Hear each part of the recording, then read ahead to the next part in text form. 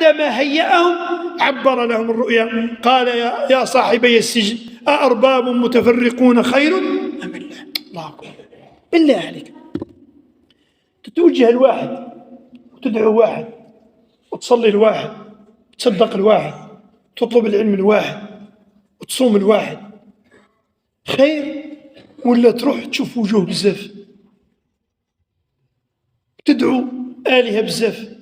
الله لا إلهكم إله واحد. ولهذا قال أأرباب متفرقون خير أم الله الواحد القهار؟ هذا الأرباب ماهيش قاهر.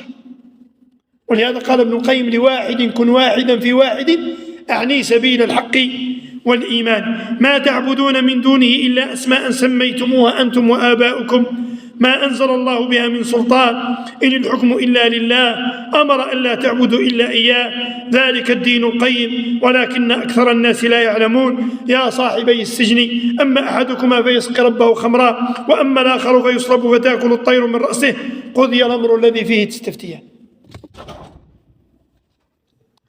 قال لهم أما واحد غادي يخرج ويحيا ويسقي ربه خمرا، قال أعصروا خمرا، هو كان يعصر الخمر يعصر العنب اللي يولي خمر، هذا من المجاز. فقال له واحد أنت غادي ترجع عند السيد تاعك ويرجعك خدام، والآخر قال له غادي يصلبوك، خاطش كان يشوف الخبز تاكلها الطير، قال له غادي يصلبوك ويخلوك ويجي الطير تاكل من رأسك. قال قضي الأمر الذي فيه تستفتيان.